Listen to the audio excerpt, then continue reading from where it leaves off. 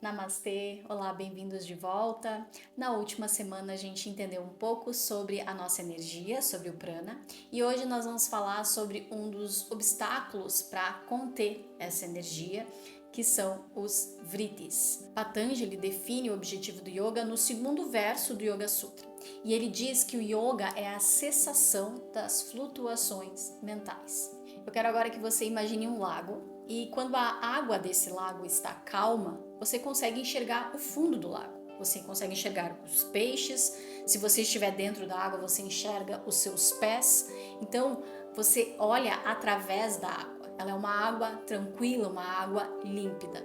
Se você começar a jogar um monte de pedrinhas na água, mais ela se agita e mais lama e ondulações ela vai gerar, fazendo com que a água fique turva, e com isso você não enxerga mais nem os seus pés, nem os peixes, e sim um monte de lodo. O yoga é como se fosse esse lago. Ele não vai mudar a sua mente, ele vai simplesmente acalmar esse lago, a água desse lago, para que você consiga enxergar o que sempre existiu lá. Então você consegue enxergar para além das flutuações mentais, para além desses vritis que surgem na nossa mente. Então os vritis, eles são traduzidos como redemoinhos, modificações, flutuações. São, portanto, pensamentos, memórias, desejos, imaginação, emoções. Patanjali identifica em torno de 5 tipos de flutuações mentais. Mas para nós, hoje, o que importa mesmo é a gente entender que nós não somos os vritis. Eles acontecem, eles vão estar sempre presentes na nossa vida, mas vai da gente entender que não somos eles e que não precisamos nos identificar com esses vritis. Não somos os pensamentos, ou melhor, os pensamentos não são você. E para eu explicar isso, vamos voltar a uma citação de Sadhguru, que ele diz que nós sofremos pela nossa memória e pela nossa imaginação. Ou seja, o vriti da memória é aquele que faz trazer algo à mente, né? Te faz sofrer por algo que já passou, né? Uma memória antiga. E o vriti da imaginação vai te fazer sofrer por algo que ainda nem aconteceu e talvez nem aconteça. Então temos aqui uma relação de passado e de futuro. Pensando dessa forma, quase todo o seu drama psicológico, ou todas as suas tensões mentais não são reais. Ela não está acontecendo no agora, no presente. E sim é uma ondulação na superfície da sua consciência, voltadas ou para o passado, em forma de preocupações e memórias, ou para o futuro, em forma de ansiedade e pré-ocupações. Então o problema não é não ter pensamentos, né? Os pensamentos, eles nos ajudam muito no nosso dia a dia. A memória, por exemplo, faz com que a gente possa caminhar sem ter que aprender a caminhar todos os dias, faz com que a gente saiba usar as palavras e os significados das palavras para que a gente consiga conversar com uma pessoa e não tenha que aprender novamente esses significados. E a imaginação pode muitas vezes prevenir, por exemplo, que a gente volte do trabalho debaixo de uma chuva, ou que a gente economize dinheiro, né? Então a imaginação, ela sim vai nos ajudar a nos precaver de coisas futuras. Mas veja então que o problema não é os pensamentos em si, mas a gente se perder nesses pensamentos. Então, por que nos perdemos? Essa é a questão. Por que nos perdemos nos pensamentos? Por que as nossas mentes parecem máquinas de lavar em altíssima velocidade? O que eu vou dizer pode até ser meio repetitivo, você já deve ter escutado ou talvez já tenha pensado a respeito dessa questão, mas o motivo pelo qual a gente tem essa mente muito acelerada é o mesmo, o excesso.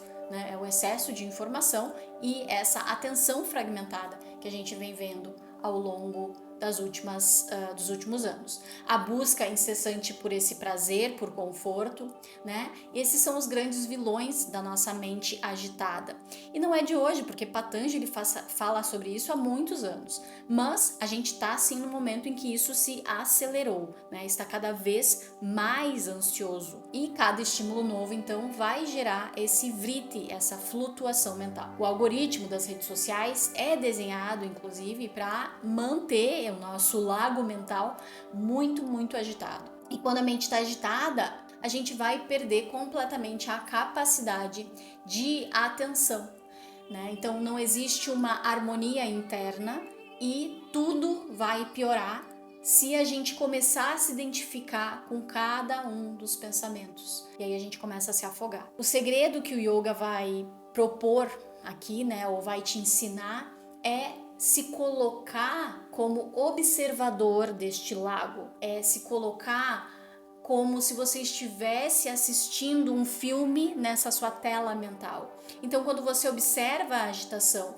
sem interagir com essa agitação, sem reagir a essa agitação, você permite criar um espaço entre o pensamento e a ação. E é assim que você faz com que você esteja mais consciente do que você vai fazer, né? Do próximo passo. Ou seja, ao invés de reagir, você vai agir de forma consciente. Então, como eu falei, não é um problema o pensamento em si.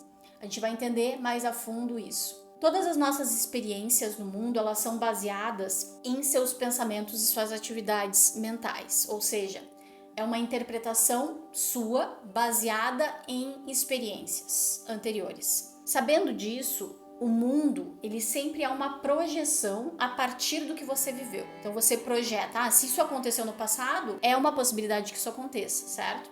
E isso destaca então a importância de você ter controle e entendimento sobre os seus pensamentos. Vamos entender agora a partir da lente do yoga. No yoga a gente chama a nossa mente de Chitta. E Chitta é composta por 3 partes, basicamente. Ego, que a gente chama de Ahamkara, que seria a sensação do eu, né? Essa coisa que a gente consegue se separar do grupo, se separar do todo.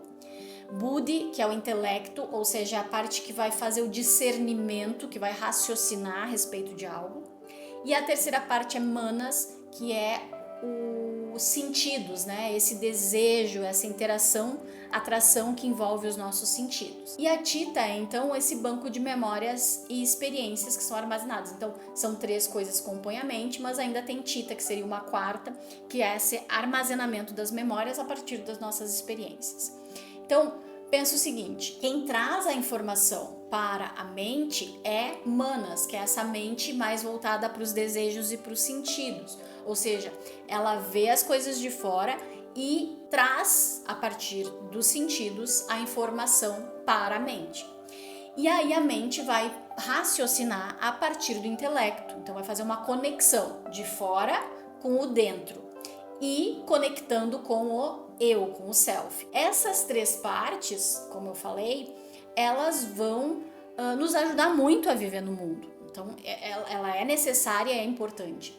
Agora, entenda que se a gente começar a processar tudo que chega através dos sentidos, que isso é óbvio que não acontece, a nossa mente seleciona, ou melhor, Manas seleciona aqueles sentidos que são mais atrativos para nós, né? Porque o tempo todo a gente está recebendo estímulos, então é impossível eu processar tudo, mas quanto menos eu processar, mais seletivo eu for, digamos assim, menos vrites acontece na minha mente. Só que hoje em dia o que a gente quer? A gente quer ver TV, ver o celular, responder a mensagem, estudar, ouvir música, e a gente está querendo processar muitos estímulos ao mesmo tempo. Então a gente está super carregando Manas e tentando fazer com que isso seja processado pela nossa mente.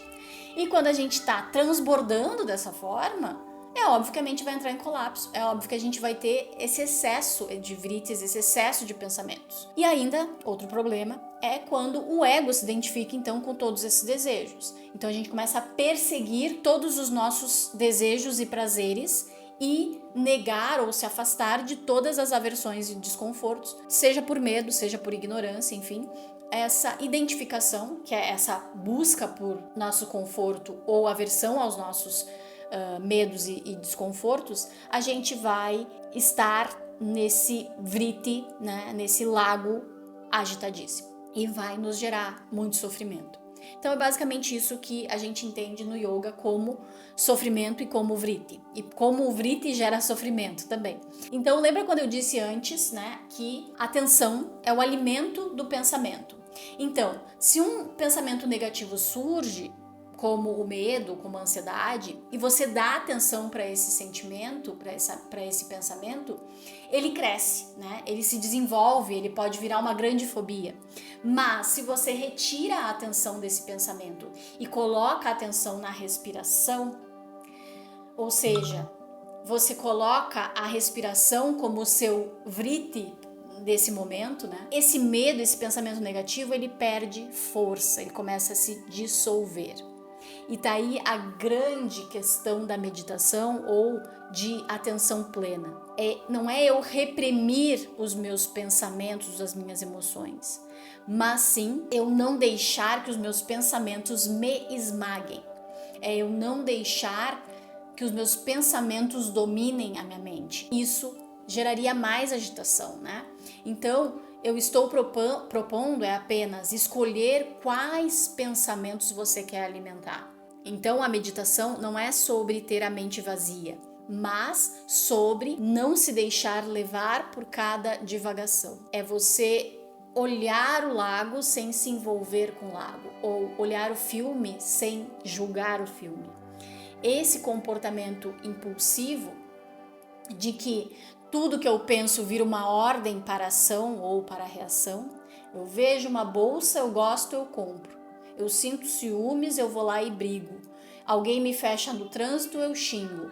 Esse modo piloto automático que a gente está constantemente reagindo a cada pensamento, ele é prejudicial. Então, quando eu entendo o funcionamento da mente a partir dessas reflexões que eu trouxe para vocês hoje, a gente começa a perceber que é possível criar um espaço entre o pensamento e a ação, criar um discernimento na forma como eu quero agir e entender que o que aparece na minha tela mental não é uma verdade absoluta a qual eu tenho que seguir ordens ou eu tenho que realizar. Às vezes eu preciso, inclusive, negar os meus desejos. Então é possível eu deixar que os pensamentos venham e vão embora, sem eu precisar me envolver com todos eles. Então, ao longo dessa semana, eu vou te deixar uma sugestão de prática. Começar a observar esses redemoinhos criados pela mente. Quando um pensamento de ansiedade, de medo, de desejo surgir, observa, pode até afirmar para si mesmo, né? Isso é apenas um pensamento, não sou eu. Eu não preciso reagir a este pensamento. E quanto mais a gente diminuir esse barulho ou der menos bola para esse barulho mental, mais poder de ação consciente eu tenho e mais tranquilidade na minha mente eu vou gerando. Por hoje é isso e eu espero te ver na próxima aula do Aurora Yoga Club. Namastê.